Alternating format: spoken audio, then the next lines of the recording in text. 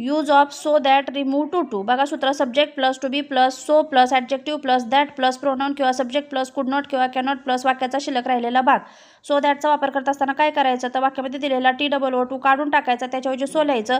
दुसरा TOO काढायचा, त्याच्याऐवजी दॅट वापरायचं. त्याच्यानंतर वाक्यातलं सर्वनाम घ्यायचं. सर्वनामानंतर वाक्याचं वर्तमान काळी असेल तर कॅनॉट वापरायचं, वाक्याचं भूतकाळी असेल तर कुड नॉट वापरायचं. बघा आता example, he was too fat to jump. कसं होईल मग, ही सब्जेक्ट टू बीचं रूप वॉज TOOच्या ऐवजी घेतलं सो, त्याच्यानंतर घेतलं ॲडजेक्टिव्ह फॅट, TOO काढलं, त्याच्याऐवजी घेतलं दॅट, त्याच्यानंतर सर्वनाम घेतलं ही, वाक्य भूतकाळी असल्यामुळे घेतलं कुड नॉट जम्प. कसं झालं मग, he was so fat that he could not jump. Next example बघा, it is too windy for you to sit outside. कसं होईल मग, it is so windy, for काढून टाकायचं असतं, त्याच्याऐवजी दॅट लिहायचं, कारण कर्त्याच्या पूर्वी आपण दॅट वापरतोय, तर यू हा कर्ता आहे, त्याच्यापूर्वी घेतलं दॅट, वाक्य वर्तमान काळी असल्यामुळे घेतलं can not sit outside. It is so windy that you can not sit outside. नंतर third example, Gopal is too weak to run on the ground. तुम्ही सोडवा.